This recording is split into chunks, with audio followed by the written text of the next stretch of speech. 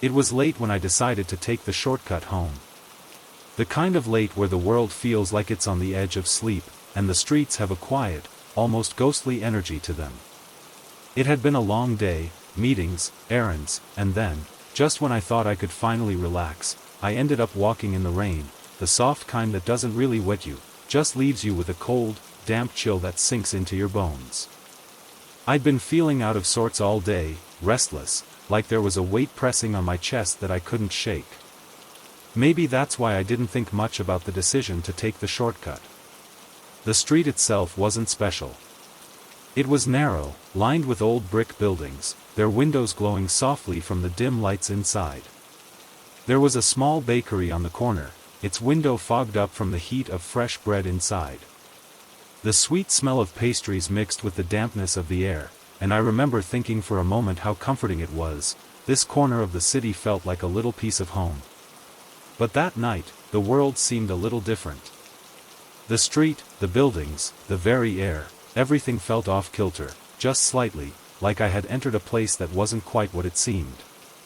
I stepped off the sidewalk, my feet splashing gently through the puddles that had formed in the uneven cobblestone street. The world was quiet, too quiet, and as I made my way across the road, I couldn't shake the feeling that something was watching me. But there was no one around. The street was empty, save for the distant hum of a car engine somewhere in the distance. Still, something about it felt wrong. Maybe it was just the way the rain blurred the edges of everything, or maybe it was the strange silence. I hadn't realized I had stopped moving until I found myself standing in the middle of the street, just looking at the buildings in front of me. And that's when I felt it. The sudden shift. It wasn't anything immediate, like a jolt or a shock. No, it was more like the world around me slowed down just a fraction, so small that you wouldn't notice it unless you were paying attention. But I noticed. I turned to look behind me, as if something had caught my eye. At first, I didn't see anything unusual, but then I blinked, and it was as if the street behind me had changed. The rain was heavier, the sky darker, and the buildings on the corner looked older, like they had been there for decades, maybe longer. A few windows were boarded up, and the bakery was gone, replaced by something that looked more like a forgotten store, its windows cracked and dusty. The lights inside were dim, flickering intermittently. The street didn't feel like the same street I had been walking down a moment ago. I took a step back, my foot crunching against something sharp in the wet street, and I noticed something else, the air. It felt colder, heavier, like something was pressing down on me. I looked down at my feet. I hadn't moved. I was still standing in the exact spot I had been before, but the world around me, it wasn't the same. It wasn't until I saw the man that I realized what was happening. He wasn't there before, but suddenly, he was walking towards me from the opposite direction. He was dressed in an old suit, the kind you see in photographs from the 1920s, with a wide-brimmed hat pulled low over his face. He walked slowly, as though he had all the time in the world, his steps echoing in the quiet. I should have turned around, should have moved away, but something about him kept me rooted in place. As he got closer, the oddest thing happened, he slowed down. His steps became more deliberate, as if he were walking through water. I couldn't take my eyes off him. And when he was close enough, I realized with a sudden, unsettling clarity, I had seen him before. Not in person, no, but in a dream. In a memory. Something distant, something that didn't belong in the present, but here he was, walking toward me as if he belonged in this moment, as if he were part of this world. But he wasn't. He couldn't have been. I stepped back, but my feet wouldn't move. My body felt frozen in place. The man stopped just a few feet from me. His head was still tilted down, but I could see the edge of his jaw now, the sharpness of his chin, and there was something almost familiar about the way he stood. His presence was imposing, but not threatening. It was like he was waiting for me to say something. Waiting for me to understand. I finally opened my mouth, though my voice barely rose above a whisper. "Who are you?" I asked, though I already knew the answer. I could feel it in my bones, like I had known him for years. But how could that be? How could I know someone who I had never seen before? He didn't answer at first. Instead, he just lifted his hand and pointed down the street. I followed his gesture. The street in front of me had changed again. The buildings had shifted, their windows now dark, their shapes sharper, more angular, as if they were staring back at me with something ancient. The rain had stopped entirely, and the streetlights that had flickered before were now completely dark, their faint glow replaced by the soft, eerie light of a moon that hung too high in the sky, as though it didn't belong. The man took a step forward, and his voice, when it came, was low, like the sound of rustling leaves. "Go down the street," he said. "But you'll find that it's not the same street you think it is. Not anymore." I didn't understand. I shook my head, but something in his eyes, something in the weight of his gaze, made me pause. And as I turned to look back down the street, I saw it. The lights were dimming, the cobblestones shifting underfoot, and the world around me seemed to be rewinding. As if the street itself was folding back into itself, returning to a time before I had ever stepped into it. The buildings behind me were fading, losing their shape. The rain was beginning to fall again, but this time, it was heavier, more insistent. I turned to the man, but he was gone. Vanished. Like he had never been there at all. And then, as if the world had caught up to me, the light, the street light that had been flickering before, changed. It wasn't just the light that changed. The entire street, the entire world, shifted again. The shadows on the walls deepened, and the sky above me seemed to close in, as though the atmosphere itself was pressing down, threatening to swallow me whole. I tried to move, to step forward, but I couldn't. The moment I took a step, the street beneath me felt unfamiliar again. I wasn't walking forward anymore. I was walking backward, retracing my steps, but I couldn't remember when I had taken them. I couldn't remember how I had gotten here, and I couldn't find a way out. The street had changed. Time had changed. And that's when I realized, I wasn't just walking back down the street. I was walking back in time. The buildings, the people, the atmosphere around me were all shifting, becoming something older, something distant. The bakery I had passed earlier was now gone entirely, replaced by a shop that looked like it hadn't seen customers in decades. The rain, which had fallen steadily before, was now a memory of itself, fading like a whisper. I stood there, rooted to the spot, my feet frozen, my mind racing. I had no idea what was happening, but I knew one thing for sure, I was no longer in the place I had started from. The street had moved, had folded back into some forgotten time, and I was stuck in it. The man's warning echoed in my head, a low, insistent whisper. "Go down the street. But you'll find that it's not the same street you think it is." I didn't know what he meant.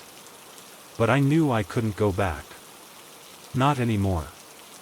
I stepped forward again, but this time, when my foot hit the ground, it didn't feel like it was touching the present.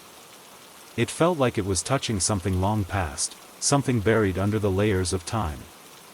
The street was gone, replaced by a different world, a different moment, and I realized with a shiver that there would be no way out.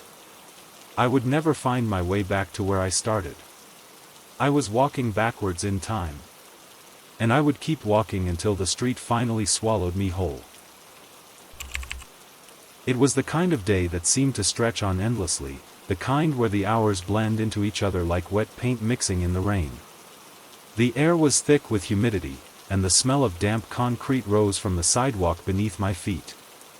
I had been walking for what felt like hours, making my way down a narrow side street in the city, the one I always took when I wanted to avoid the bustling main roads. The street was quiet, too quiet, with only the sound of my shoes tapping against the cracked pavement and the occasional distant hum of traffic far off in the background. I didn't know why I was so drawn to this street. There was nothing special about it. It was lined with old apartment buildings, their facades chipped and weathered from years of neglect. A few shops were tucked in between, their windows fogged from the condensation, hiding whatever was inside. It wasn't the kind of place people usually went out of their way to visit. But today, something about the street felt different, almost like it had drawn me here on purpose, like it was waiting for me. As I walked further down, I passed a row of familiar storefronts, but the closer I got to the end of the block, the more I felt a strange, unexplainable tension in the air. There was a woman standing on the corner ahead, her figure outlined by the dim light from the street lamp overhead. She was just standing there, unmoving, her face obscured by a scarf that hung loosely around her neck, partially covering her features. She looked out of place in this quiet part of the city, like she had appeared out of nowhere. I wasn't sure why, but something about her made me stop. I hesitated for a moment, my feet frozen in place as I looked at her from across the street. I couldn't see her eyes, but I could feel her staring at me. I don't know how to describe it exactly. It wasn't an ordinary glance, more like an invitation to come closer, a pull that I couldn't resist. Without thinking, I crossed the street and approached her, my steps slow and deliberate. As I got closer, the strange feeling in my chest grew. She hadn't moved an inch, but I could feel her presence more than ever now. The streetlights above flickered, casting long shadows on the pavement around us. The rain had stopped for a moment, but the air was thick with moisture, and the dampness settled on my skin. I took another step, and that's when I saw it, her smile. It wasn't a big smile, not a wide grin, but just a subtle curve of her lips. It was soft, almost like she knew something I didn't, but it didn't make sense. Her lips didn't move. They were perfectly still, not even the faintest twitch, but the smile was unmistakable. It spread across her face, warm and inviting, like she was greeting me. A chill ran down my spine as I stood there, staring at her. Her face, partially hidden by the scarf, seemed oddly serene, yet something in the way she stood there felt wrong. I didn't know why, but I wanted to speak. I opened my mouth, ready to say something, but the words got caught in my throat. It was as if the smile, though silent, had a strange power over me. My mind went blank. I couldn't move. My body felt rooted to the spot, unable to do anything but stand there and stare at her. And then, just as suddenly as the moment had begun, she began to turn away, her back to me as she walked slowly down the street, her movements fluid and deliberate. I watched her leave, a knot of unease tightening in my stomach. There was something about the way she moved, the way her smile lingered even after she was gone. I don't know how to explain it, but it felt like something was slipping away from me, something I couldn't grasp. It was as if the moment itself had been stolen from me before I even had a chance to understand it. I didn't know what had just happened, but I knew one thing for certain: I had to leave. I turned around and started walking back the way I had come, my footsteps quickening as I tried to shake off the feeling that had settled in my chest. But as I walked, I couldn't shake the image of her smile, the one that never truly moved. It lingered in my mind, as if it was waiting to come back to me in some other form. When I reached the end of the block, I looked over my shoulder. The street was empty again, just as it had been before I saw her. No woman. No smile. Just the dark, quiet street stretching out before me, like it always had. I didn't know whether I had imagined the whole thing or if something had truly happened in that moment. But the feeling that something was off never left me. It followed me all the way home, wrapping itself around my thoughts, a shadow I couldn't shake. Later that night, as I sat in my living room, the lights flickering above me, I found myself thinking about her again. But this time, I didn't feel the same unease. Instead, I felt something different, a pull, like she was still there, watching me. I shook my head, trying to clear my thoughts. I couldn't make sense of it, and yet, the more I tried to forget about her, the more I remembered. I went to bed that night, but I didn't sleep. The silence in the room was thick, oppressive, and no matter how many times I closed my eyes, I couldn't stop thinking about her. The smile, the stillness of it. It stayed with me, waiting in the corners of my mind, just as I knew it would. I couldn't escape it. The next day, I decided to return to that street, to find out if I could understand what had happened. But when I got there, the corner was empty. There was no woman. No sign of anyone. Just the street, the same as before, like nothing had ever changed. But then, as I turned to leave, I caught something out of the corner of my eye. A reflection in the window of a nearby shop. I stopped, my heart racing, and turned to look. There, in the glass, was her smile again. It was faint, just a flicker, but unmistakable. It wasn't reflected from anywhere behind me. No one was there. It was just the smile, as if it had been waiting for me all along, just beyond the edge of my vision, just out of reach. I looked away, my mind reeling. I didn't know what to make of it. Had I really seen her? Was she real? Or had I been caught in some strange moment that slipped between time? All I knew for sure was that her smile was still there, waiting, in the glass. And even as I walked away, it followed me, a silent reminder of something I couldn't quite understand, but something that, somehow, was never really gone. It was a quiet afternoon when I decided to take the long way home, the kind of day that pulls you into a slow rhythm, where nothing demands your attention but the soft hum of the world moving around you. The sun had begun to dip below the horizon, casting the city in that golden light that makes everything look a little dreamier than it is. I had walked down this street hundreds of times before, but today it felt different, more alive, somehow, as if the world was holding its breath, waiting for something. I've always liked the old parts of the city, the places that seem untouched by time, where the buildings were the marks of history like a badge of honor. This street, in particular, is lined with tall, narrow houses that have seen better days. Their windows are often cracked or covered with peeling paint, but there's a charm to them, a sense of forgotten stories. The cobblestones beneath my feet are uneven, a reminder of how long this road has been here. It's the kind of street that feels timeless, where every step takes you deeper into the past. As I walked, I noticed the weather had shifted. The air had become heavier, thick with moisture, and the sky was rapidly filling with clouds. The first drop of rain landed on my cheek, cool and unexpected. I glanced up at the sky, watching the clouds gather, and then, almost as if on cue, the rain began to fall. It wasn't a gentle shower, no, this was a storm that came without warning, a torrential downpour that seemed to come from nowhere, drenching the street in seconds. I found shelter beneath the awning of a small, forgotten shop on the corner. Its window was filled with dusty antiques, things that no one had touched in years. The bell above the door jingled faintly as I leaned against the frame, watching the rain pour down in sheets, turning the street into a blur of water. I wasn't in a rush. I could wait it out. The world seemed to slow as I stood there, the only sound the steady thrum of the rain against the pavement. It was peaceful, almost meditative. But then, something strange happened. As I stood there, watching the rain create little rivers in the gutters, I felt the ground beneath my feet shift. The cobblestones that had been solid moments before seemed to soften, as though the earth itself was melting. I looked down, and to my shock, I saw the cobblestone sinking into the ground, leaving behind a thick, dark mud that began to spread outward. The street, the very street I had walked down 1,000 times before, was turning into a sludgy mess. The rain had transformed it, turning the solid ground into something unstable, something alien.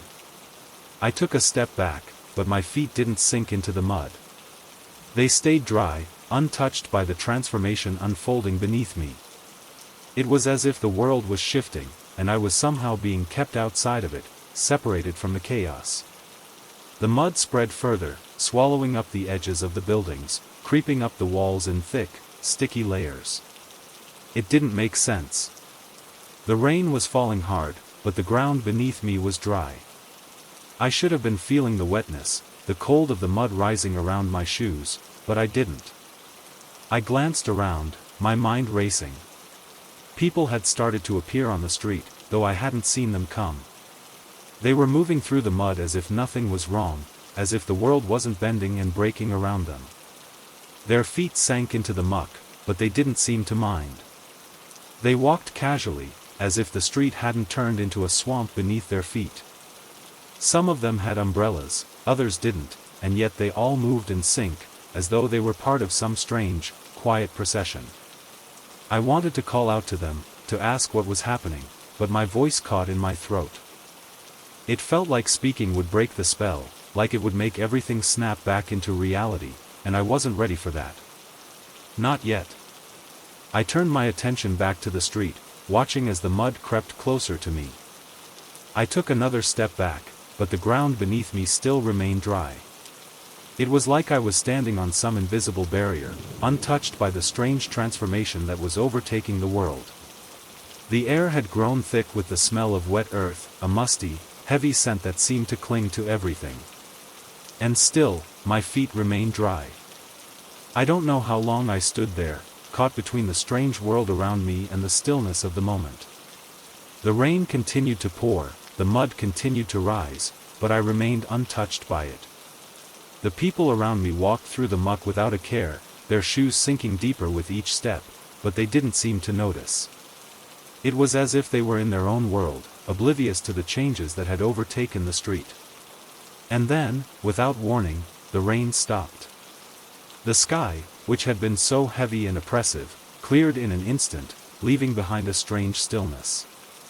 The people stopped, too. They froze in place, their feet still buried in the mud, as if time had suddenly paused. I could hear nothing but the distant hum of the city, the sound of the world returning to normal. But nothing was normal. The street, the buildings, the people, it was all wrong. And yet, I was still untouched by it, still standing on the dry ground as the world around me seemed to settle into a strange, unsettling calm. I don't know how much time passed before I finally turned to leave. It was like the moment had stretched out, leaving me with a sense of being both lost and found. The street had returned to its usual state, the mud receding back into the earth, the cobblestones once again solid beneath my feet. The rain had stopped, but the air still smelled of wet earth, as if the world had absorbed something deep and ancient. I didn't look back as I walked away, but I couldn't shake the feeling that I had left something behind, something important.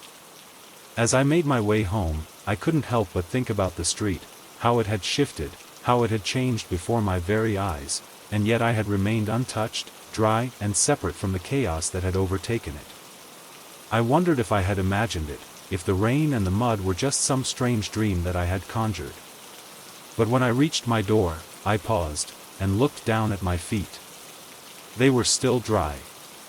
And there, on the soles of my shoes, was a small, dark speck of mud. It was the only sign that I had ever walked through the street at all. I had just finished a long day at work. It had been one of those grueling days where you feel the weight of every passing hour, like the minutes themselves are trying to drag you into the ground. I had stayed later than usual, finishing up a report that needed to be submitted by the morning. As I packed up my things, I couldn't help but feel the exhaustion seep into my bones. I just wanted to go home, take a shower, and fall into bed, where I could forget the day's frustration. The office building was nearly empty when I stepped into the elevator. It was late, and most of the lights had been dimmed, leaving the halls eerily quiet. The elevator door slid shut with a soft ding, and I pressed the button for the lobby.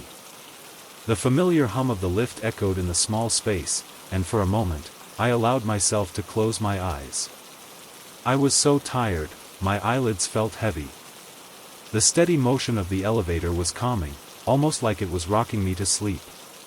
The soft ding sounded again, and I opened my eyes, expecting to find myself at the lobby, the ground floor, the exit. But when the doors slid open, I was stunned. I wasn't on the ground floor. I looked out into the familiar hallway, but it wasn't the hallway I expected. It was still dark, but it was the same floor I had just left. The same gray carpet, the same row of office doors, the same soft fluorescent lighting. Everything was exactly as it had been before I stepped into the elevator. For a moment, I just stood there, blinking in disbelief, unsure of what I was seeing. I stepped out, my shoes tapping softly against the carpet. I turned around, expecting to see the elevator doors close, but they didn't. They stood open, as though waiting for me to step back inside. I didn't understand. This wasn't right. The lobby was supposed to be just one floor down. I pressed the button for the ground floor again, but the elevator doors didn't move. Instead, they stayed open, and I could feel the faint hum of the elevator machinery, almost as though it was waiting for me to make a decision. I stepped back inside, pressing the button again, trying to convince myself that it was just some sort of glitch. Maybe I'd misjudged the number of floors, maybe I'd somehow pressed the wrong button. But no, I knew I hadn't. I was sure of it. The doors slid shut with the same soft ding, and I waited, watching the floor numbers above the door change. But then the ding came again, and the doors opened. I was on the same floor. The hallway was exactly the same as before, the soft glow of the fluorescent lights flickering above, the quiet stillness hanging in the air. My pulse quickened, and for the first time, I felt a prickle of unease creeping up my spine. This wasn't possible. I had pressed the ground floor. I stepped back out again, this time feeling a knot of anxiety twist in my stomach. What was happening? Was I stuck in some kind of loop? I glanced at the elevator, now open in front of me, and wondered if it had always been this silent, this still. It didn't feel like it was supposed to be. The low hum of the elevator machinery seemed louder now, almost suffocating in its stillness. I looked down the hallway, and everything seemed so normal. There were no signs of anything being wrong. No one else in the hallway, no strange sounds. Yet, the longer I stood there, the more something began to feel off. I pressed the button for the lobby once again, this time with more force, my impatience growing with each passing moment. The elevator doors closed, and I waited, staring at the small display. But when the ding sounded and the doors slid open, I found myself facing the same hallway once more. I wasn't sure how many times I had made this trip. 2, 3, maybe 4. Each time, I stepped back out of the elevator, confused and more unnerved than before. I tried to rationalize it, tried to tell myself that it was just some odd malfunction, a technical error, something simple, something fixable. But no matter how many times I pressed the button, no matter how many times I stepped out, the result was always the same. The same floor. The same hallway. The same emptiness. I tried to make sense of it, tried to understand why this was happening, but every time I looked around, it felt like I was losing track of time. I began to wonder if maybe I hadn't been on the ground floor to begin with, that maybe I had imagined the whole thing. My mind raced, my pulse quickened, and I felt a tightness in my chest. I pressed the button for the ground floor one last time, desperation sinking in. But when the elevator doors opened again, I didn't see the familiar hallway of the lobby. No. This time, the hallway was different. There were no doors. No office rooms, no windows. Just a stretch of empty corridor that led into pure darkness. The lights flickered briefly before dying completely, and the stillness of it all wrapped around me like a thick fog. I stepped forward, instinctively reaching for the wall, my fingers brushing against the cold, smooth surface. There was no sound now, just silence. Pure, oppressive silence. The air felt heavier here, pressing against my chest, suffocating me with each breath. I turned around to find the elevator, but it was gone.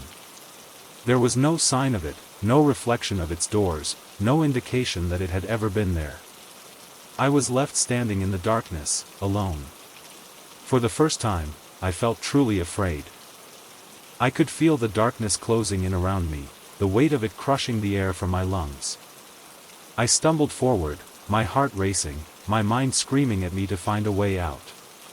I don't know how long I wandered in the dark. Time had lost all meaning. The hallway seemed to stretch endlessly before me, its walls closing in, its shadows twisting around me.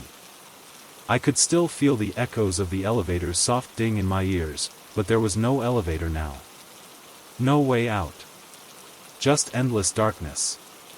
And then, just as I thought I might go mad from the silence, I heard a faint sound behind me, a ding. The sound of the elevator doors opening. I turned, my heart pounding in my chest, and there, standing before me, was the elevator once more, its doors wide open, inviting me back in. But as I stepped inside, I realized with a sickening certainty that I was never going to leave. The doors closed, and the world outside disappeared, leaving only the endless loop of the same floor, over and over again. I wasn't supposed to be here. Not in this place, not on this street. But somehow, I found myself standing in front of the old house once again. The house that had haunted my memories for years. The house that I thought I had left behind. It had been years since I'd last seen her, since I'd last seen anything, really. The world had moved on, and I had moved too.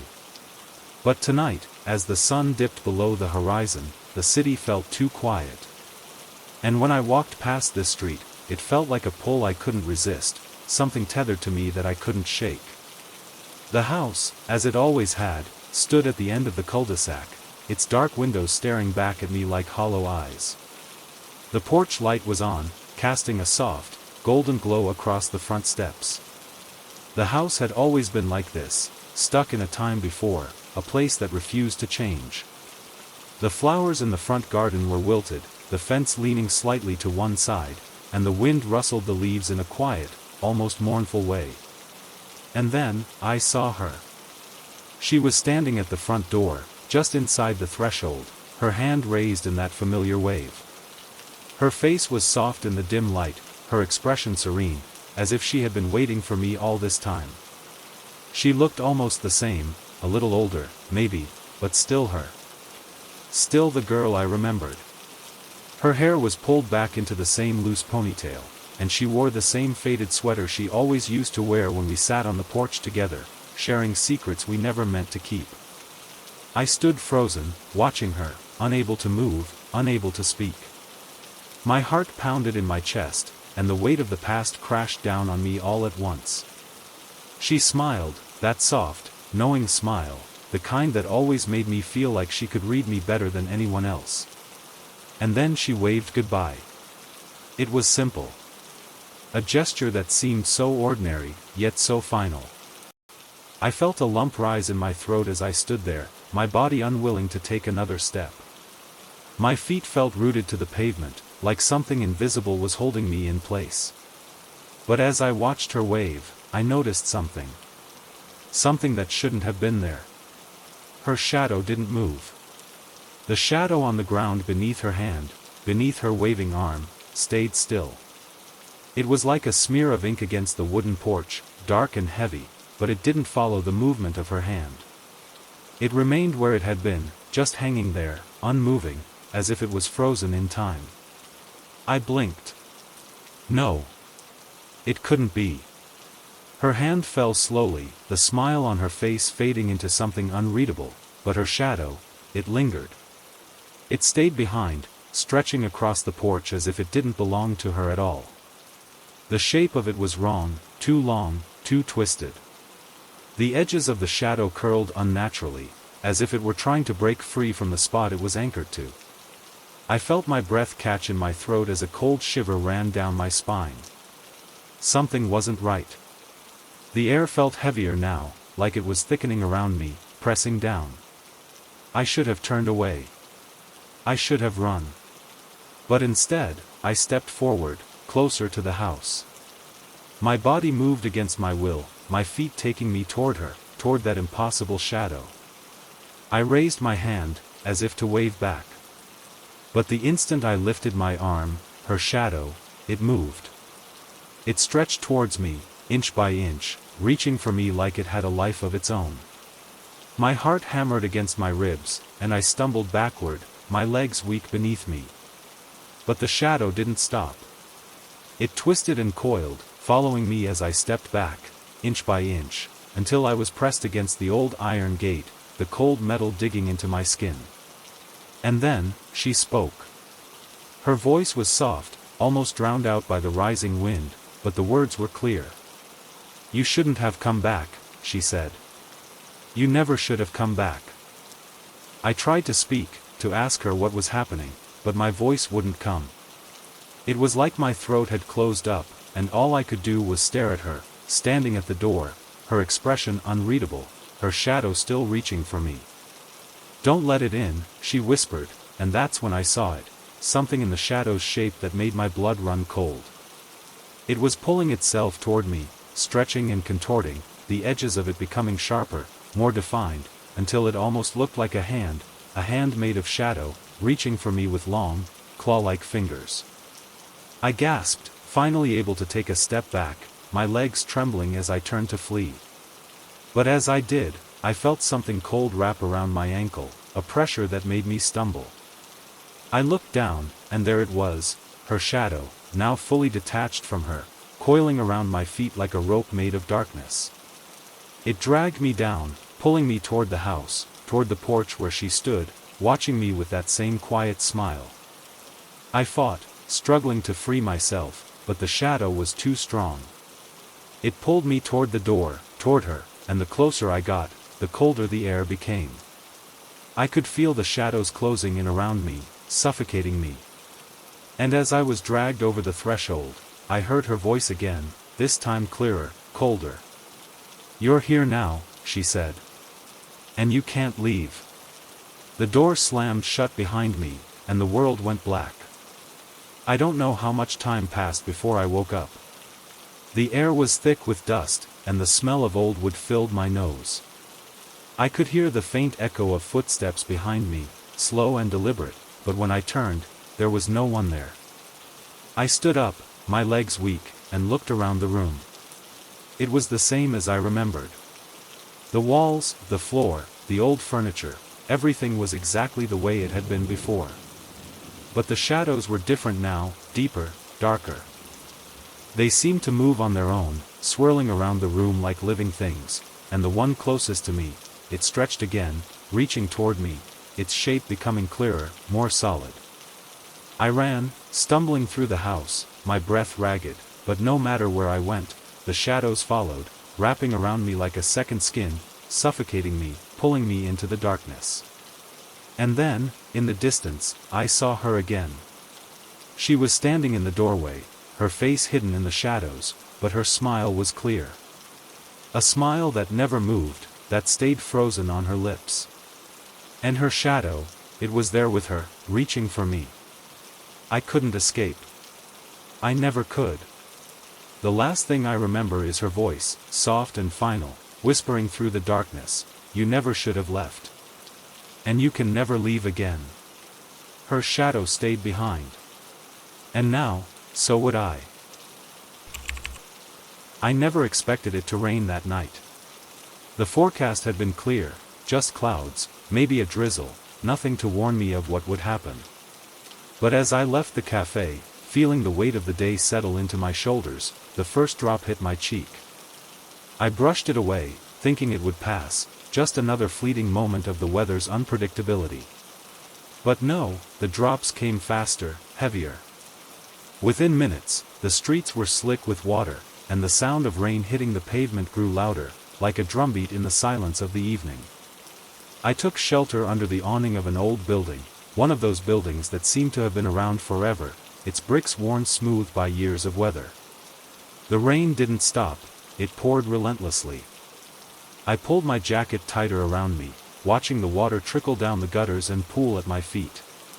There was no one else out here, just me and the storm. I tried to call for a taxi, but the lines were flooded with others trying to do the same. It seemed like everyone had the same idea. So, I waited. And waited. It wasn't until I noticed the puddles beginning to deepen that something odd occurred to me. The rain had stopped. There was no more drumming against the pavement, no more hiss of the drops striking the ground. It had simply ceased, without warning. The sky was still overcast, the clouds heavy, but the downpour had come to an abrupt end. I looked around, half expecting to see the world drying, the streets slowly returning to their normal state. But instead, the water kept rising. It didn't make sense. The storm had stopped, yet the water on the street was climbing higher, inch by inch, creeping up the curbs, lapping at the edges of the buildings. I stepped back, unsure whether I was seeing things, but the water reached my ankles, then my knees. I looked down the street, and it was the same. Water was pooling everywhere, flowing like a river down the sidewalk, swallowing everything in its path. There was no sign of flooding on the news, no sirens in the distance. But the streets, my feet, the buildings around me, they were being overtaken by something inexplicable, something that made no sense. I turned and tried to head back to the cafe, but the water was too high now. The steps of the building were already half submerged, the door almost entirely covered. I could hear the faint hum of water swirling beneath the surface, making a strange sound, like something alive, something that shouldn't be there. I tried to walk against it, to find a way out, but with each step, the water seemed to rise faster. It wasn't natural. It shouldn't have been happening. The rain had stopped, and yet the water, dark and murky, was rising without end. I found myself standing on the edge of the street, staring down at the flood that had taken over the city. The water was already up to my waist, and there were no cars in sight, no signs of movement. It was as if the world had frozen in time, the only thing alive being the water that crept ever higher. I watched as the water began to swallow the lampposts, the storefronts, the trees. And it didn't stop. It wasn't a natural flood, there were no waves, no currents. It was simply rising, climbing in a steady, unnerving motion, like something patient, something deliberate. My heart raced, and I felt a tightness in my chest. This wasn't happening. This couldn't be happening. And yet, here I was, trapped in the middle of it. The water reached my chest now, and I had to struggle to keep my balance. I looked around, desperate for answers, but the silence of the city was deafening. The streets were empty, save for the rising water. There were no voices, no footsteps, nothing. The storm had stopped, but the world had changed. Everything had become submerged in a quiet flood. I turned around again, trying to find some path, some way out, but it was no use. The water had claimed the streets, the buildings, everything in its path. It was like being trapped in a dream, where the rules of nature didn't apply anymore, where the rain had stopped, but the water had its own agenda. And then, just as I thought I couldn't take another step, as the water began to lap at my chin, I heard it, a faint sound, barely audible over the rush of the water. A soft whisper. It came from somewhere behind me, from the depths of the rising flood. It was as if the water itself was speaking, calling me toward it. I turned around, my breath shallow, and saw the faintest outline in the distance, barely visible through the water. It was a figure, moving against the current. It didn't look human, not quite.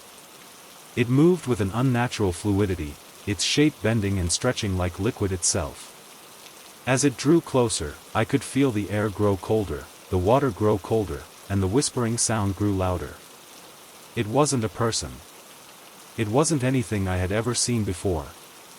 It was the water itself, alive, speaking to me, calling me deeper into the flood. And as I stood frozen, unsure whether to move or run, I saw its face, or what I thought was its face, pale, distorted, like a mask that was sinking into the water. It smiled, a grin stretching too wide, the edges of its mouth curving in an unnatural way. And then it spoke, its voice soft but clear. "Come deeper." I wanted to scream, to run, but my legs wouldn't move. The water was pulling me in now, tugging me toward that figure, toward that smile that didn't belong in the world. It was as if I was being invited to sink, to disappear into the water that kept rising, that kept climbing higher and higher with no end in sight. I glanced up, but the sky was still the same dark, oppressive gray. The rain had stopped, but the flood was relentless. It wasn't just rising, it was consuming everything. And the figure in the water was waiting for me, calling me to follow. I don't know how long I stood there, caught in the current, my body suspended between fear and curiosity. The flood was higher now, almost up to my neck, and the world around me had become a blur of water and whispers. And then, as suddenly as it had begun, the water stopped. The rising tide, the pull, the whispers, they ceased all at once. The streets were still submerged, but the water stopped rising. The world around me felt frozen in that moment, suspended in a state of eerie stillness. I stood there, gasping for breath, trying to make sense of what had happened. The figure was gone. The water had stopped. But I couldn't shake the feeling that it wasn't over. That the water, the flood, was still waiting, somewhere beneath the surface, patient, watching. As the darkness of the night closed in around me, I felt the unsettling truth settle in my chest. The rain had stopped, yes. But the water would never stop rising. It started as any other evening, the kind of night where the air is still and warm, and the city feels alive with movement. I had been walking for hours, letting my mind wander while my feet carried me through the streets I knew so well. I don't know what it was, but that day, there was something about the rhythm of the city that felt different. The usual hum of traffic, the conversations echoing in the alleys, the rustle of leaves along the sidewalks, it all felt muted, like I was hearing everything from a distance, as if I were somehow not fully connected to the world around me. I had reached an intersection I've crossed 100 times. The kind of intersection where the traffic lights hang crookedly above, and the crosswalks are worn thin from years of footsteps. It's a busy part of town, near the shops and cafes that stay open late, and for some reason, it always feels like a place where time moves a little faster. But on this particular night, as I stood there waiting for the light to change, I felt something unusual stir in the air, like a shift, almost imperceptible, but enough to make me pause. The light changed, and I started across the street as I always did. I didn't think much of it at first. The city was the same. The familiar honking of horns, the murmur of footsteps behind me, the soft buzz of the neon signs. But halfway through the intersection, as I took my third step onto the asphalt, something caught my eye. I didn't know what it was at first, but I felt a change, an undeniable shift in the way the air around me felt. I looked up. The buildings around me were different. Not drastically different, but enough to make me second-guess myself.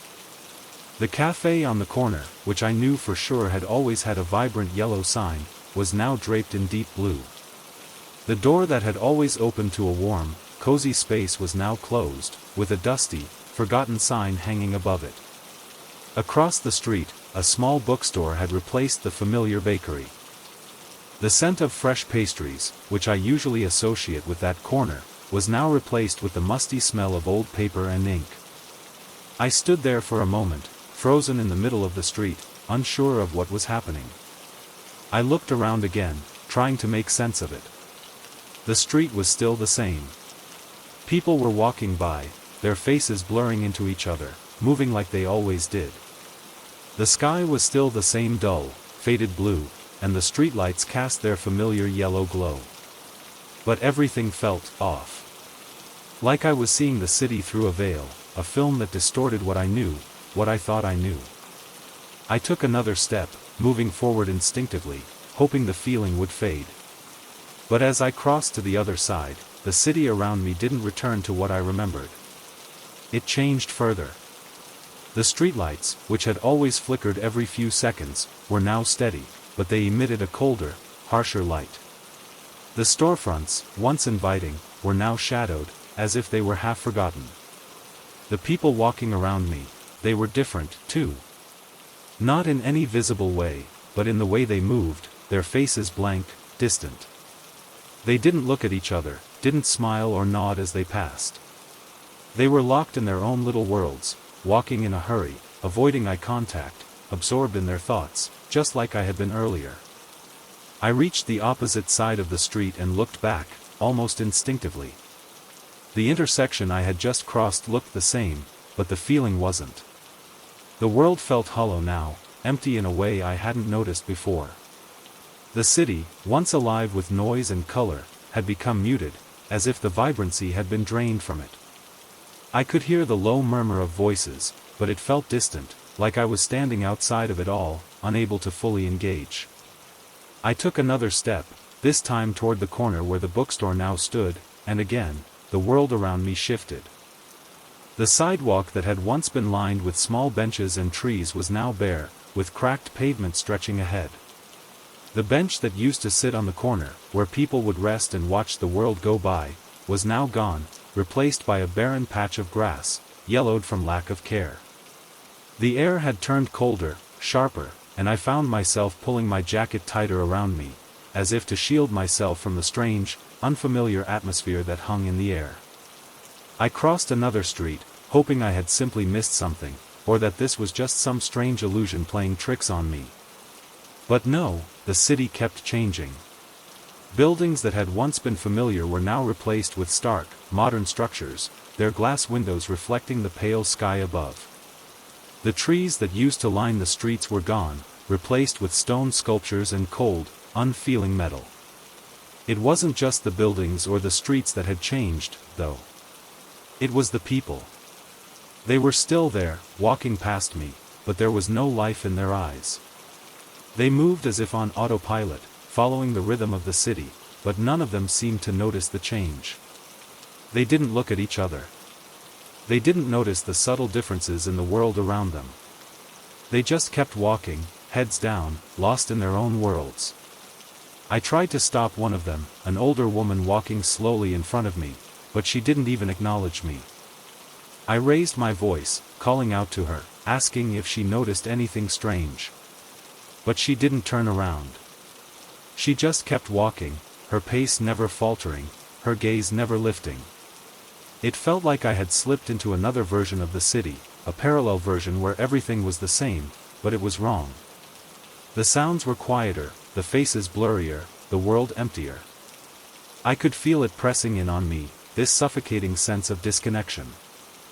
I kept walking, my footsteps echoing louder in the quiet, hoping for something to snap me back, to remind me that this was still the city I knew.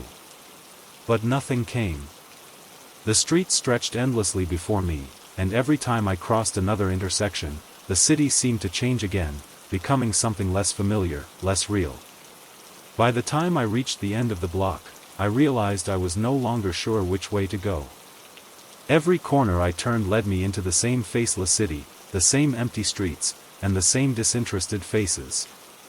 I couldn't tell if I had passed this spot before, if I had already crossed this intersection, or if the city was simply unfolding in on itself, folding like an endless loop that I couldn't escape.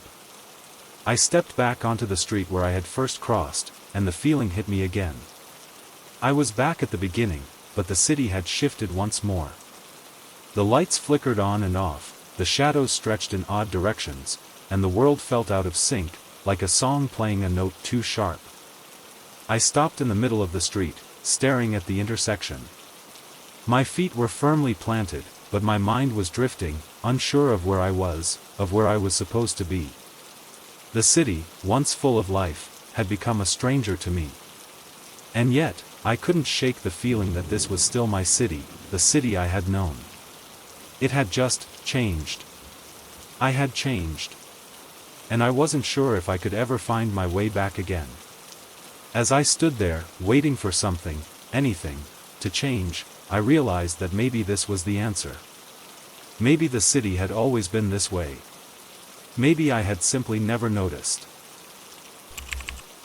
It was the kind of evening where the air felt thick with the promise of something just beyond your reach. A soft breeze stirred the leaves of the trees, and the fading light of the sunset bled into the horizon, turning everything into shades of amber and purple. The world felt like it was holding its breath, waiting for something that wasn't quite here yet. It had been a long day, and I needed to clear my head, to find a moment of peace. That's when I saw her. She was standing at the edge of the park, near the old stone bridge that spanned the narrow creek. I had walked this path hundreds of times, but I had never seen her before. She was just there, waiting by the railing, her back slightly turned toward me. At first, I thought it was nothing, just another passerby, another figure in the twilight. But there was something about her stillness, something about the way the light caught the edges of her silhouette, that drew me in. She was wearing a long, flowing dress, something that moved with the breeze like it was part of the evening itself. Her dark hair was pulled loosely into a braid, strands falling softly around her face. She was looking at the creek below, but when I approached, she turned toward me, her expression calm, serene, but somehow knowing.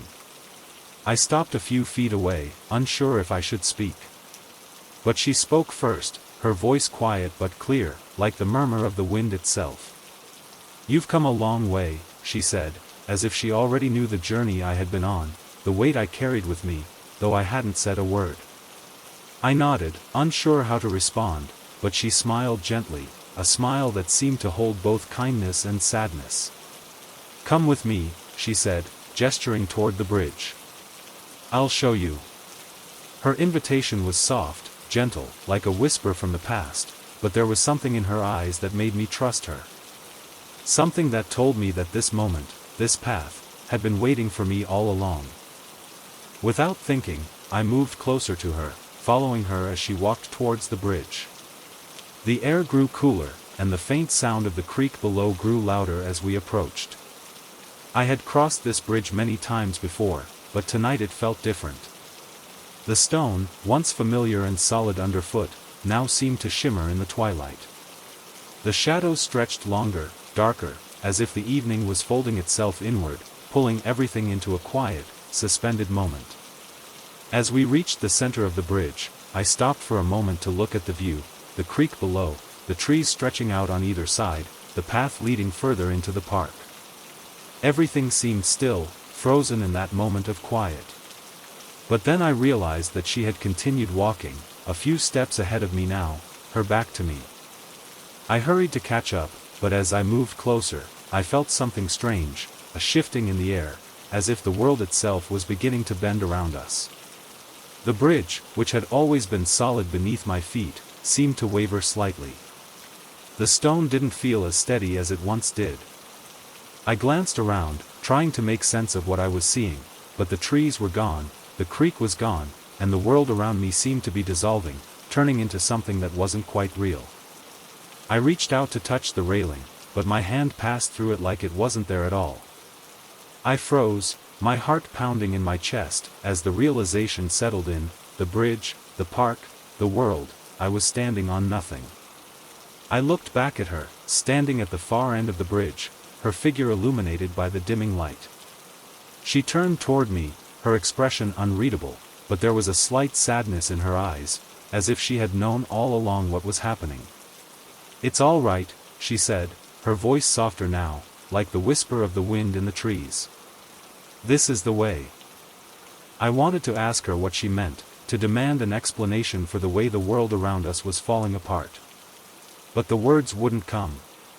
The air around me felt thick, suffocating, as if the space between us was stretching further, pulling us apart. The ground beneath me felt less like stone and more like air, like I was standing on a bridge that had no end, suspended in midair. And still, she stood at the end, waiting for me, as though nothing had changed. I tried to take a step toward her, but the air was thick now, like the atmosphere had solidified around me, holding me in place. I looked down, and I saw that the space beneath my feet was no longer the stone bridge, it was nothing. There was no ground, no water below, just an endless void that seemed to stretch on forever. "Come," she said again, her voice pulling me closer. "The bridge has always been here, just like you. It was waiting for you to cross." I didn't understand what she meant. The more I looked around, the more I felt like I was slipping, like I was being pulled into something deeper, something I couldn't see. My heart raced, panic flooding through me as I tried to move, but my feet wouldn't budge. The bridge, the city, the world, everything was changing, everything was slipping away, but still, she stood there, waiting. For a moment, I thought about turning back, about leaving this strange place behind and returning to the world I knew. But there was no turning back. The bridge was not a bridge to the past. It was a bridge to something else, something I didn't understand, something I had to cross. I took a step forward, and then another, my feet moving as if pulled by something I couldn't see, something that held me in its grip. The air around me shifted again, bending like a wave, and suddenly, the world snapped into focus. I was no longer standing on the bridge. I was floating. The ground was gone, the city was gone, and I was suspended in the air, weightless, as though I had crossed into a space that existed between worlds. I looked around in a panic, but there was nothing, no bridge, no city, no world. Just an endless void that stretched in every direction. And still, she was there, standing in the distance, her figure growing smaller, more distant, as though she was walking away from me. I called out to her, but my voice didn't reach her. I reached out, but I was weightless, drifting farther away from her with each passing second. She stopped walking, turned, and looked at me one last time. Her expression was still unreadable, but there was a finality to it, a quiet acceptance. "You crossed," she said, her voice drifting toward me from far away. "But this bridge doesn't lead back." And then, as the void closed in around me, I understood. I had crossed the bridge. But it had no end. It had always been leading me somewhere I wasn't meant to understand. And now, as the world faded, I was left suspended in mid-air, waiting for a destination I would never reach. It started on an ordinary Tuesday, the kind of day that drifts by without making much of an impression. I had just moved into a new apartment on the edge of the city, one of those places where the walls are thin and the floors creak underfoot, but it was mine, and it felt like a fresh start. After months of searching, the small, dimly lit apartment felt like the perfect escape. I didn't mind the clutter or the peeling wallpaper. It was just me and a few boxes of old things I hadn't bothered to unpack yet. One evening, after work, I opened a box that had been shoved into the corner of my bedroom closet. Inside were things I hadn't thought about in years, old journals, childhood trinkets, and photographs I'd long since forgotten. I thumbed through the stack of photos, each one holding a fragment of the past, faces I hadn't seen in years, moments that seemed so distant, almost like they belonged to someone else. But one photograph caught my eye. It was an old black and white photo, slightly curled at the edges, of a young woman sitting on the steps of a house I didn't recognize. Her expression was distant, like she was lost in thought, her eyes looking just beyond the camera. I didn't know who she was, but there was something about her, something unsettling. The photo felt oddly familiar, as if I'd seen it before. But where? I placed it on the table next to me and continued sorting through the box, trying to push away the strange feeling that lingered in the pit of my stomach. Later that night, I went out for a walk to clear my head. When I returned, I found the same photograph lying on the kitchen counter. My heart skipped a beat. I hadn't placed it there. I was sure of it. The photo was exactly the same woman, the same steps, the same stillness in her expression. It was impossible, yet there it was, like a cruel trick being played on me. I tried to convince myself that I was simply tired, that I had placed the photo there myself without remembering. But I couldn't shake the feeling that something was off. The woman's gaze, distant and knowing, haunted me. I had to get to the bottom of it. But before I could think more on it, I found myself picking up the photo and slipping it into my jacket pocket, as if some impulse had taken control of me. The next day, I went to work and tried to keep myself distracted. But by the time I returned home that evening, something had shifted. I walked into my apartment and immediately noticed that the photo, which I had placed in my jacket pocket, was now sitting on my bedside table, right next to my lamp. I stood frozen at the doorway, staring at it, my mind racing to make sense of what was happening. I hadn't taken it out of my jacket. I hadn't even unpacked it. Yet here it was, as if it had been waiting for me. At that moment, the air in the room felt thicker, like it was pressing in on me. My chest tightened. The room seemed to darken, and I could swear I heard a faint whisper, just a soft breath of sound, barely audible. But when I looked around, there was nothing. I grabbed the photo and walked out of my apartment, hoping the cool evening air would clear my mind.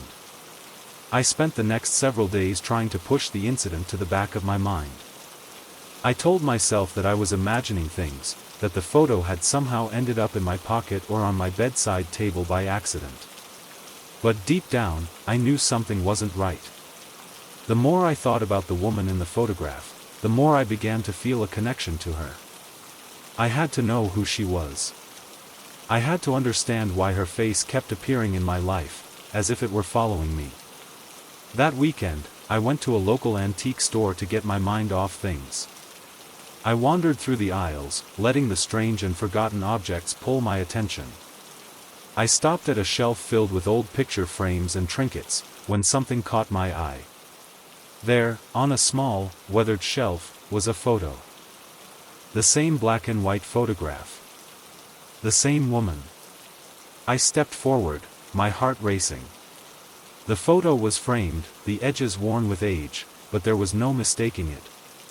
It was the exact same image I had found in my apartment, the one I had found in my bedroom, the one I had found in my jacket pocket. My hand shook as I reached for the frame, my mind spinning. I turned it over, hoping to find something, anything, that could explain the mystery. And then, in small, neat handwriting on the back of the photo, I saw it. The name. Eva Mitchell. I blinked, the name unfamiliar, the letters swimming in front of my eyes. I didn't know anyone by that name. The woman in the photo, Eva Mitchell, was a stranger to me. And yet, there she was, in my life, again and again. It didn't make sense. The store owner, an older man with a graying beard, approached me as I stood frozen in front of the photo. "Ah, you found it," he said, his voice soft, almost too calm. "It's a strange one, isn't it? It's been here a while. Been sold a few times, but it always comes back. Funny how that works." I turned to look at him, my heart pounding. "What do you mean? Who is she?" I asked, my voice shaking. The man shrugged, his eyes distant. "I don't know much about her. The photo has a way of finding its way back to the people it belongs to. We all have our little secrets, don't we?" He gave a thin, cryptic smile and turned away before I could ask anything else. I felt a chill run down my spine as I placed the photo back on the shelf. I had to leave. I had to get out of the store, away from that photograph, away from Eva Mitchell. But when I looked back, it was gone. The photo that had been there just moments before was nowhere to be found. I searched the shelves frantically, but it was as though it had never existed. I rushed out of the store, feeling the weight of something I couldn't explain press on my chest. The more I tried to push it away, the more the photo seemed to find me. I didn't know how to escape it. I didn't know how to get rid of it. When I returned to my apartment that night, the photo was there again.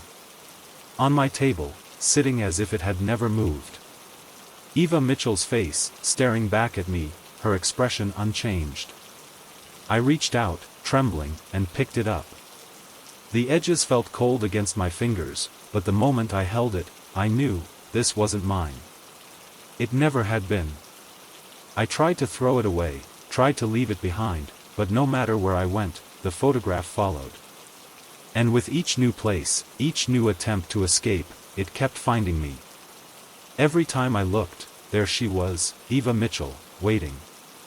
Her smile, her eyes, her face, never changing, never leaving. And the more I searched for answers, the more the photograph seemed to slip from my grasp. The city had changed around me, but somehow, no matter how far I went, no matter how many times I tried to forget her, the photograph always returned. She was never gone. And I never knew why. I don't know when it started, or even if it had started at all. It's strange how something so subtle can creep into your life and change everything, without you even realizing it. The first time it happened, I thought I was just tired, that I had been working too late and my mind was playing tricks on me. But as time passed, I began to question what I was seeing. It was a normal Tuesday, the kind of day that feels like it belongs to everyone and no one at once. I had just finished work, the office emptying out around me, and I was walking home through the city, as I always did. The streets were familiar, the sound of footsteps echoing in the cool evening air. The sun was dipping behind the skyline, casting long shadows on the pavement. I remember thinking it was the perfect time for a walk, just the right temperature, not too many people around, the usual hum of the city that I had grown used to.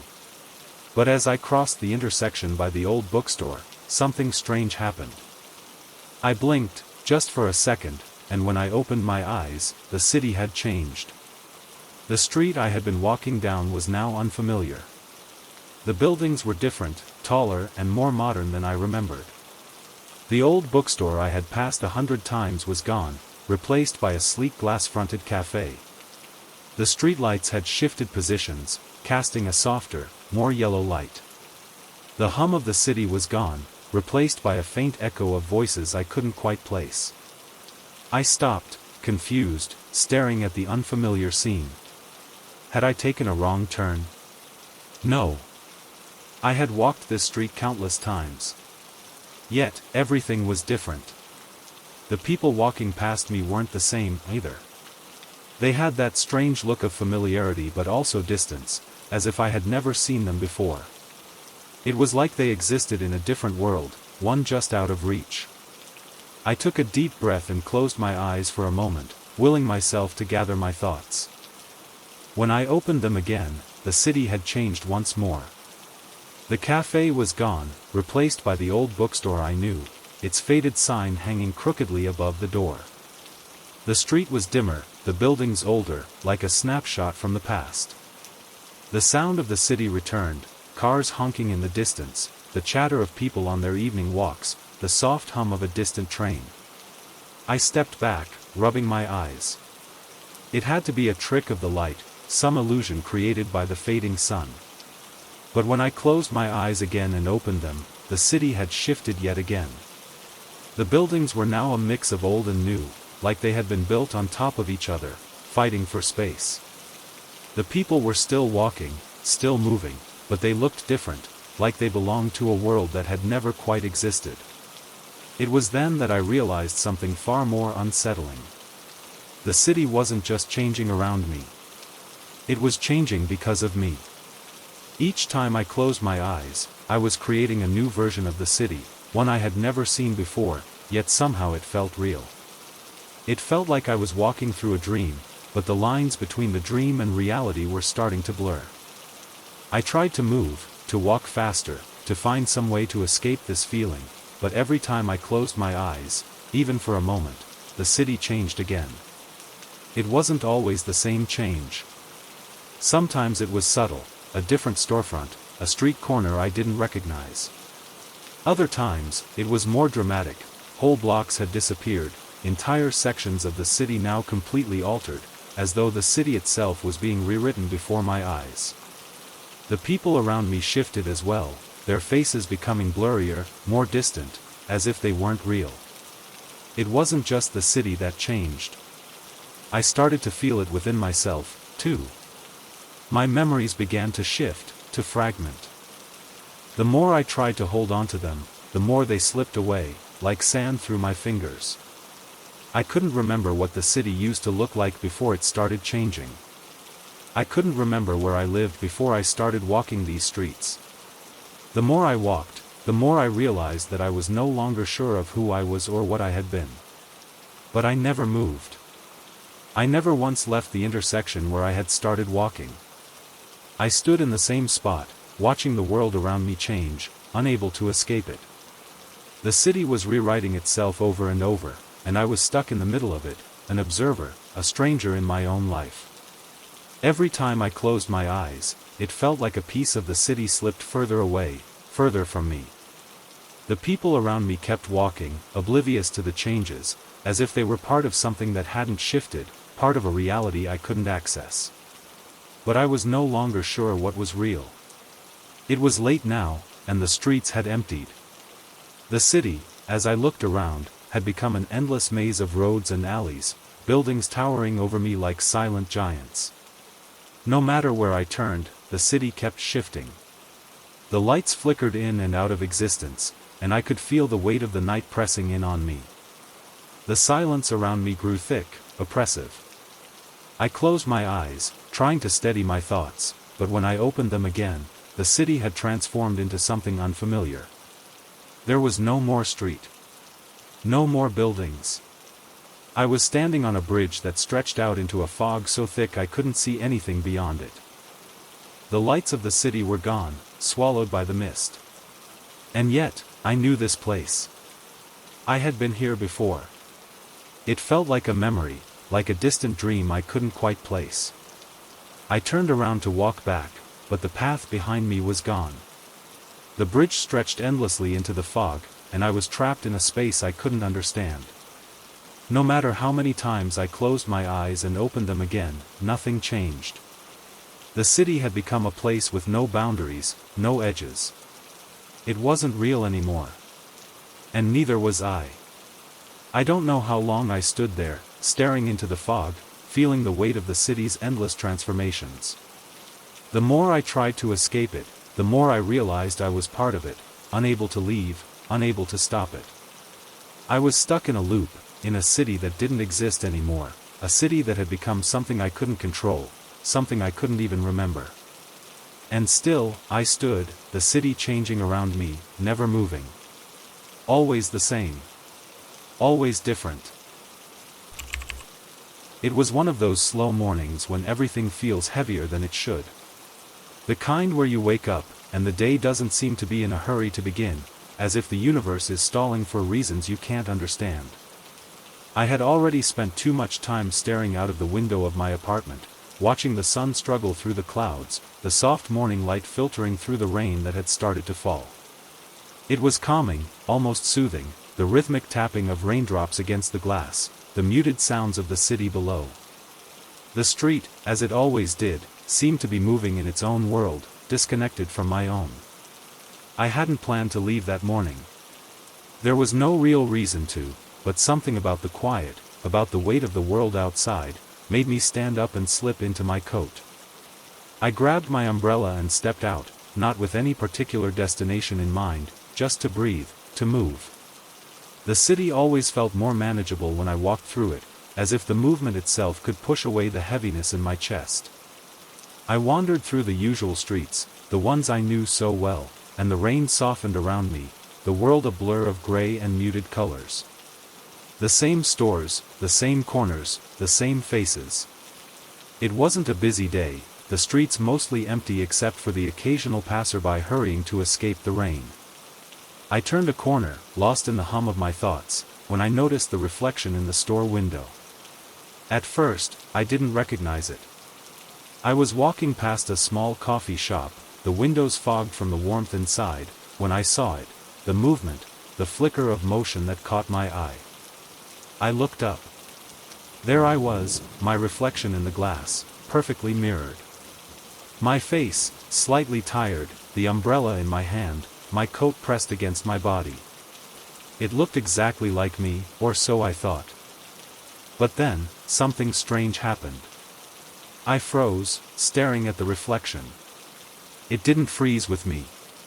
It didn't stop when I did. It kept moving. My reflection was walking away from me. Not in the sense that it was shifting or distorting. It wasn't some optical illusion, no tricks of light or shadow. It was moving, slowly at first, just enough to make me pause, and then with a deliberate, unmistakable step, my reflection began to walk away from me. I blinked, expecting to see the familiar face look back at me. But no. It was leaving. Turning, stepping forward, walking in the opposite direction, away from me, through the window. The sound of my feet on the wet pavement felt distant now, as if the connection between me and the image in the glass had broken. The reflection moved farther down the street, its back now to me, its footsteps echoing as though it had a life of its own. I stepped closer to the glass, my heart pounding. The reflection didn't stop. It kept walking, but its movement wasn't hurried. It didn't look panicked or lost. It was as if it knew exactly where it was going. I reached out, my hand shaking, pressing against the window, but the reflection didn't acknowledge me. There was no change in its pace, no glance over its shoulder. Just a steady, quiet movement away from me, like it had made its choice, like it was leaving me behind. A chill ran through me. My breath fogged the window as I leaned closer, watching my reflection fade into the distance, swallowed by the corner of the street. The soft sound of the rain seemed too loud in my ears now, too heavy. I turned my head, my eyes still glued to the empty space where my reflection had just been. The street was the same, the people around me were the same, but there was a growing sense of emptiness. I don't know why, but I stepped back. I turned down the street, feeling the strange pull of something missing, something that had been taken, something I couldn't quite understand. My steps were slow, unsure, like I was no longer fully grounded in the reality I had just been walking through. I didn't know how long I walked before I looked up and realized I had come to the park. The trees, still bare from winter, loomed over me like silent sentinels. I stopped at the edge of the path, taking a breath, trying to steady myself. But then I saw it again. The reflection. Not in a window this time, but in the still, murky surface of a puddle at my feet. There it was. Again, moving away from me. I knelt down, my heart racing again, my fingers brushing the wet pavement as I leaned closer. The puddle shimmered with the ripples of the rain, but in the stillness of the water, there was my reflection, walking, just as before. This time, it wasn't just walking away, it was moving faster, its legs a blur, as though it was running, trying to escape. I reached out again, but as I did, the puddle rippled, distorting the image. The reflection was gone.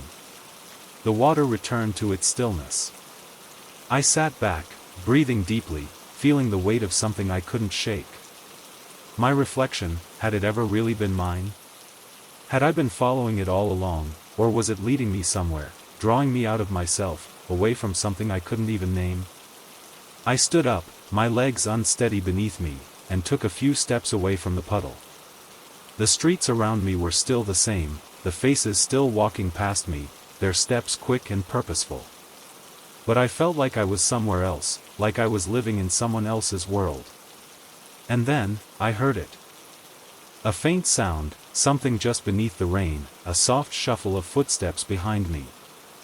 I turned quickly, my heart in my throat, expecting to see the reflection standing there, looking back at me. But there was nothing. No one. Just the empty street. I stood there, feeling a coldness settle deep inside me, and as I looked around, I realized what I already knew: I couldn't find my reflection anymore. It was gone. Not just in the puddle, not just in the window. It had left, somewhere beyond the world I could see. I was left standing there, watching the people around me pass by, wondering if anyone else had seen it too. Had anyone noticed? Or was I the only one, trapped in a moment that felt too strange, too unreal to make sense of? The rain stopped then, but the feeling didn't go away. As the world settled into silence, I closed my eyes, and when I opened them again, I found myself still standing on the same street, alone. But now, there was no reflection at all. It had simply stopped following me.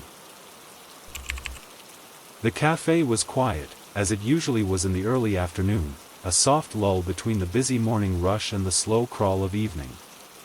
I had settled into my usual corner, tucked away by the window, where I could watch the world go by, the steady rhythm of people moving through the city streets. The smell of freshly brewed coffee hung in the air, mingling with the faint scent of pastries from the counter. The low hum of quiet conversations, the clink of silverware on porcelain, and the gentle rustle of newspaper pages filled the space, wrapping the place in a comforting, almost nostalgic atmosphere. I was flipping through a book, one I had read several times but found some strange peace in returning to, when the door of the cafe swung open with a little jingle of the bell above it. I looked up, as you do when the door opens, to see who had come in. She stepped inside, as if she had walked straight out of my memory. She was wearing a long, light coat, the color of faded denim, and her hair was tucked loosely into a scarf that wrapped around her neck. The moment I saw her, a peculiar feeling washed over me, a sort of recognition, though I couldn't place her face. It was a feeling like déjà vu, like I had seen her before, only I was certain I hadn't. She moved with a quiet grace, a calmness in her steps, almost as if she were floating rather than walking. She paused at the entrance, glancing around the room as if trying to find something, or perhaps someone. Then, her eyes met mine. For a brief moment, I felt a chill rush through me. There was something in her gaze, something that seemed familiar, even though I couldn't remember ever meeting her. She held my gaze for just a second longer than was comfortable, and then she turned, walking toward the counter where the barista was standing. I turned my attention back to my book, shaking off the odd sensation. It was probably just the way the light hit her face, the way her presence seemed to fill the room. I didn't think too much of it, until I saw the waiter approaching. He was an older man, with silver hair and a gentle smile, someone who seemed to know every regular by name. I'd seen him work at this cafe for as long as I could remember. He was walking toward her, but then something strange happened. He stopped at the counter, looked at her for a moment, and his face, which had been friendly and open, shifted. There was a strange, almost perplexed look in his eyes as he leaned over to speak to her. "She never left," he said, his voice low, though just loud enough for me to hear. I furrowed my brow, confused. Asterisk, what did he mean by that? Asterisk, I had seen her come in, hadn't I? She was walking toward the counter, smiling, as though she was ordering coffee, just like any other customer. But then the waiter spoke again, his voice softer now, barely above a whisper. "She's been here the whole time. She's been sitting in that corner, just like always." I looked over at the corner where she had been sitting, but to my surprise, the seat was empty. The chair was just where it had been before, the table undisturbed. My eyes darted back to the counter, to where she was now sitting, and the waiter was handing her a cup of coffee. For a moment, I felt disoriented. I couldn't understand what was happening. I had seen her walk in, hadn't I? But if she had been sitting in that corner all this time, then who was the woman at the counter? I blinked, trying to clear the confusion from my head. I stood up, walking over to the counter, unable to ignore the pull to see this strange situation for myself. When I reached the counter, I stood there for a moment, unsure what to say. The woman at the counter, the same woman I had seen walk in, smiled up at me, her eyes still holding that same sense of familiarity that unsettled me. But now, there was something else in her eyes, a softness, a kind of knowing. "I'm sorry," I said, my voice hesitant. I thought you just came in. But, you've been here before?" She nodded, her smile widening slightly. "I've been here every day," she said, her voice calm, almost too calm. "I've never left." I was about to say something else, something to explain my confusion, but the words caught in my throat. There was something off in the way she spoke, the way her smile lingered just a bit too long. The air around me seemed to grow colder, more still, as if the entire room had paused, waiting for something to unfold. I looked at the waiter again, hoping for some kind of reassurance, but when I turned my gaze, he wasn't there anymore. The cafe was quieter now, the background hum of the conversations gone. The barista was no longer at the counter either. I blinked, trying to make sense of what was happening. The cafe was completely still, as if everything had frozen, yet it was still full of life. I glanced back at the woman, but her smile had faded, replaced by an expression that seemed more resigned.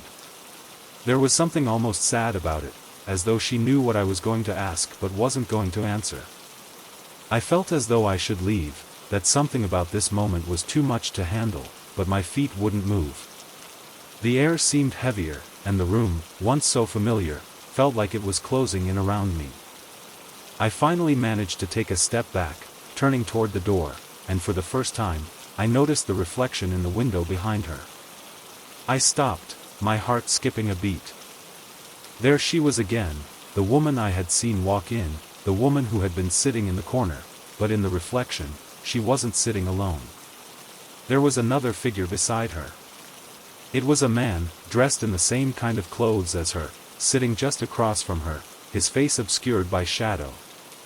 But I could tell that they were connected somehow, their postures mirroring each other in a way that seemed intimate. I spun around, my pulse racing, only to find the counter empty. She was gone. The woman, the man, everything, gone. I stood there, staring at the empty space, the echoes of the quiet cafe pressing in on me. The door opened and a new customer stepped in, just as I had when I first arrived. The air felt thick now, almost suffocating, but I couldn't shake the feeling that something had happened here, something that I wasn't meant to understand. I walked out into the street, trying to clear my mind, the cool air hitting my face, but the unease never left.